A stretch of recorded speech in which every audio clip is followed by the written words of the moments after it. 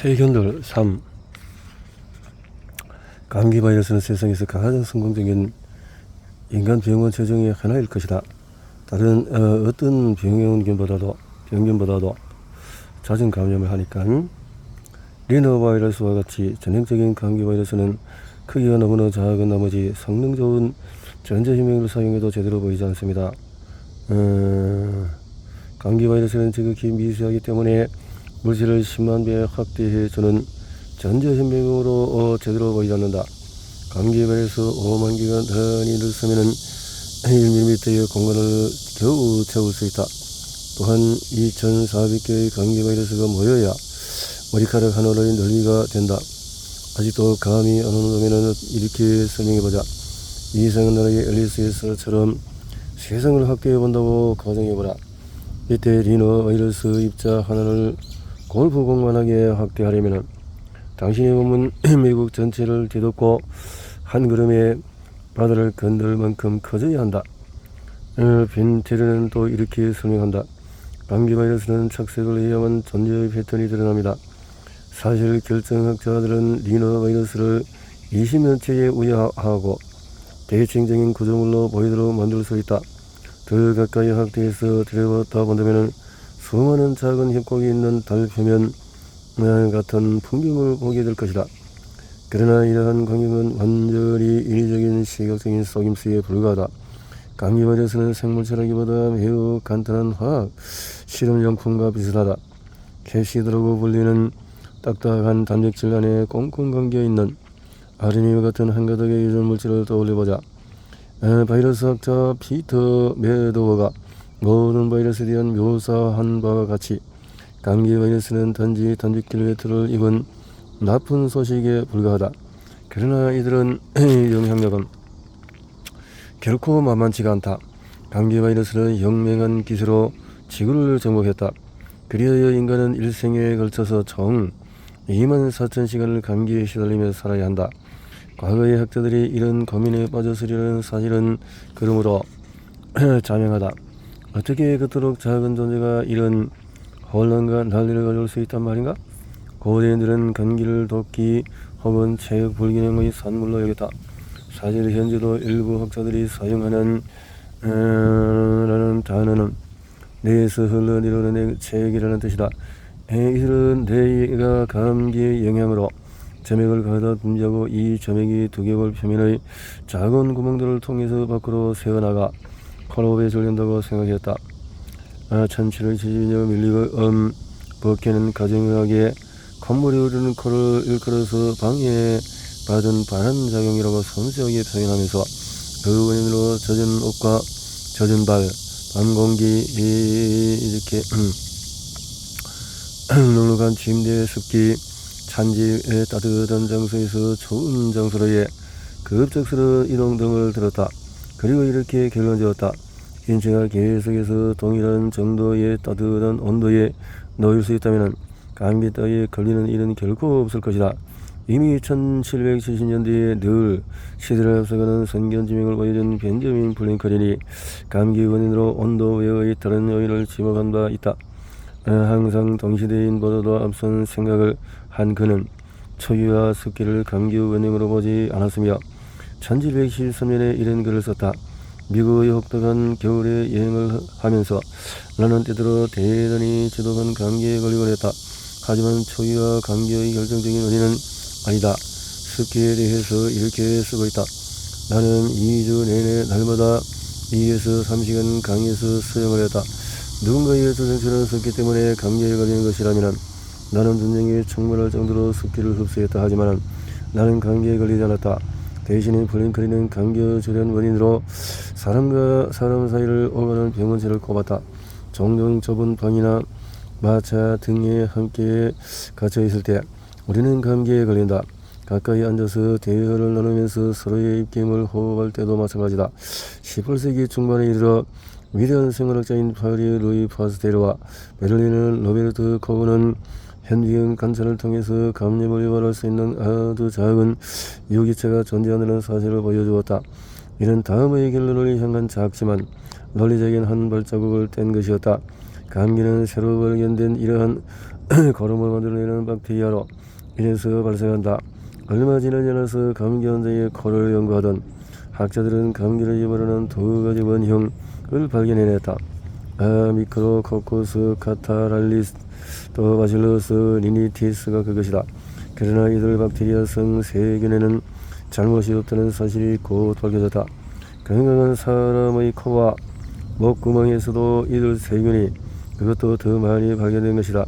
제1차 세계대전이 시작될 무렵에 박일라이버치 한 연구자가 다음 사실을 처음 증명해냈다. 감기 환자의 콧물은 다른 사람에게 감기를 유발할 수가 있다. 발터 크루제는 심한 두통 감기에 시달리는 조교의 거분비물을 채취해서 박테리아를 잡아낼 수 있는 독이 필터에 통과시켰다. 그리고 여과된 맑은 액체 몇 방울을 총 12명의 코에 주입했는데 그 가운데 4명이 감기에 걸린 것으로 보고되었다. 감기의 원인 길을 찾아서 감기 실험에 침팬지를 이용하자는 아이디어를 처음 낸 사람은 미국 컬린베리 대학교 내과 의사 알폰스 도케이였다. 그 사례를 대상으로 감기 원인을 밝히는 연구가 결코 쉽지 않다는 사실을 잘 알았다. 인간은 실험 대상자로서 가장 고용하고 믿을 수 없으며 전전긍긍하며 불안정한 존재다. 침팬지는 돌봐주는 사람이 감기에 걸렸을 때 즉각 감염되었다. 게다가 침팬지에게는 감기에 걸려야 한다는 의무감 따위는 없을 테였다. 감기에 걸린 침팬지는 마치 아픈 아이와 비슷한 모습이다. 도케이 관찰을 들어보자.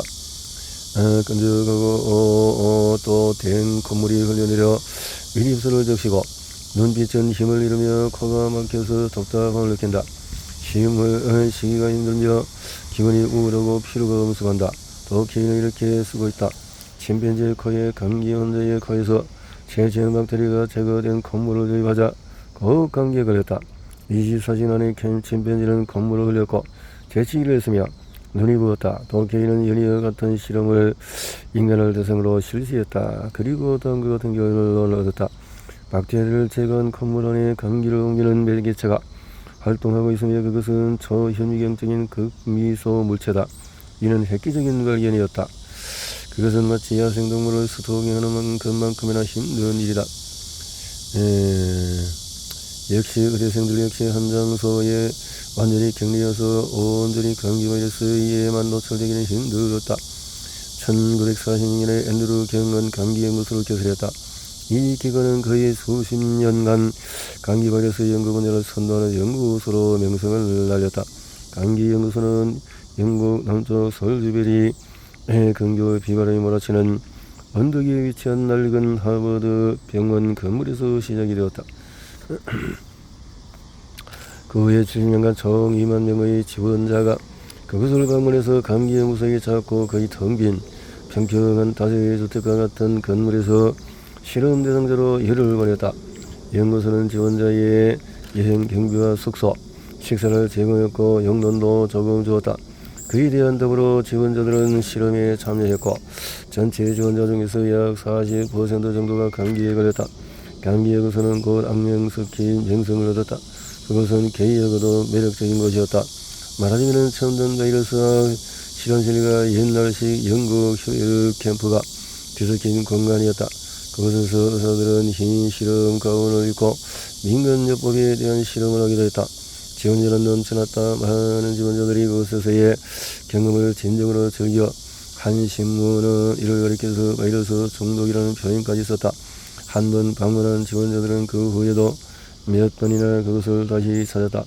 6자녀를 둔 한 부부는 아이들을 위해서 정기적으로 연구소를 방문했다.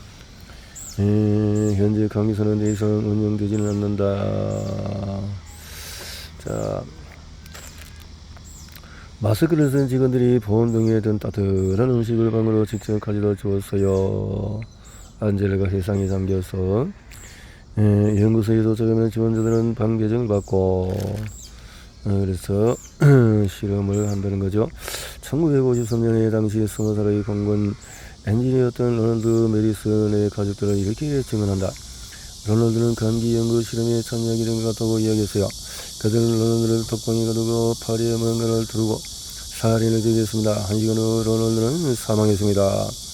실험이 진행된 지 반세기 흐른 지금까지도 영국 비밀 정보국가 당시 실험에 참여했던 군인들 사이에 비공식 합의가 이루어지고 있다고 한다. 비록 정부가 공식적으로 잘못을 인정한 적은 없지만 말이다. 그것은 안젤라가 질문에 뭐라고 답했을까? 위험과 감각이 영 없어 보이던 의사는 정색을 하면서 나뿐 아니라 다른 지원자들은 향해 연구소의 감기 실험과 포톤다운은 아무런 관계이 없다고 말했어요. 그리고는 엄격한 목소리로 이런 지시사항을 알려줬답니다. 룸메이트를 제외한 이곳의 어떤 사람과도 항상 최소 10m는 떨어져 있어야 합니다. 이유가 뭘까? 물론 10m 거리를 늘 칼같이 지키지는 못했어요. 산책길에 능그러만들은 반드시 얼굴을 가려야 했고요. 연구소에 들어온 지 며칠 지난 어느 날이었죠. 제니시 입을 열었다. 나와 엔젤라는 잠자리에 들기 전에 함께 TV를 보고 있었어요. 그때 누군가 우리 방을 똑똑 두드렸는데 안젤라가 지원자 전체 모임에서 만난 남자였죠. 안젤라가 얼굴을 붉히며 덧붙였다. 창문을 두드리는 사람이 그인 걸 알고 비명을 질렀어요. 머리에 커다란 클립을 감고 얼굴에는 콜드 크림을 잔뜩 바르고 있었거든요. 재빨리 몸을 비해서 클립을 떼어내고 콜드 크림을 씻어내고는 밖으로 나가서 그의 목을 가볍게 끌어놨죠. 난 누군가 우리 볼까봐 겁이 나서요. 주행을 하겠다고 집으로 돌려보내면 어쩌나 하는 생각이 들더라고요. 그래서 그를 금방 돌려보내서요. 그 역시 기분 상해하지 않고 유쾌한 기분으로 돌아갔죠. 그 일을 연구소에서 보낸 시간에 재미와 드라마 그리고 뭔가 현실을 벗어난 것 같은 기분을 더해줬어요. 서로 거리를 유지해야 한다는 규정에도 불구하고 감기연구소에서는 예언의 사건이 종종 일어났다. 9번이나 연구소를 응원했던 한 기타 연주가는 이렇게 회상했다. 가문은 오보의 연주자가와 눈이 맞았답니다. 심지어 그곳에서 만난 또 결혼까지 이른 커플도 있답니다. 이렇게 했어요. 지원자들의 감기. 1950년대 초에 발표된 앤드루스 경의 초기 실험 가운데 그의 말을 들리자면 조금은 가혹하게 진행된 것이 있었으니 바로 추위가 감기를 불러온다는 오래된 보편적인 믿음의 진위 여부를 가리기 위한 실험이었다. 그는 지원자들에게 감기 바이러스를 추이했다. 바이러스, 감기 바이러스. 늘 새로운 침자 리노바이러스. 감기는 하나의 바이러스가 아닌 적어도 5종류의 서로 연관되지 않은 바이러스가에서 발생한다. 1990년대까지는 바이러스 발견 및 탐지 기술이 큰 관심을 기울이지 않은 탓에 과학자들은 리노바이러스가 질병의 비교적 작은 역할을 할 뿐이라고 믿었다. 그러나 질병에서 바이러스가 하는 역할을 밝히는 더 나은 기술이 등장하면서 과학자는 리노바이러스가 여러 심각한 질병에 주된 역할을 한다는 사실을 발견했다. 리노바이러스. 풍부한 정을 갖는 것은 리노바이러스과의 매우 영리한 전략이다. 철마다 반복되는 감기, 창궐은 비슷한 모습으로 서로를 확산시키는 각계다른 종류의 수많은 바이러스들과 합의 다름 아니다. 이렇게 각기 다른 세균들은 또 다른 제각기 다른 서식지를 선호한다. 이러한 차이가 나타나는 원인은 숙주, 나이, 감염 취약 정도 때문만은 아니다. 어디를 통해서 감염되었는지 또한 중요하다. 다양한 감기를 연구하는 중에 과학자들은 이상한 사실을 발견했다. 그들은 리노바이러스가 인플루엔자 바이러스를 닮았을 거라 예상했으나 리노바이러스는 오히려 폴리오 바이러스와 더 많이 닮았다.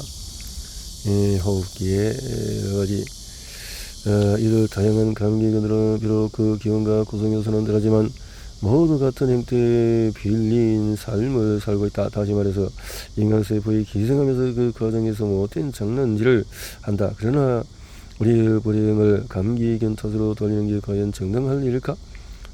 과학은 이에 따른 의견을 제시한다.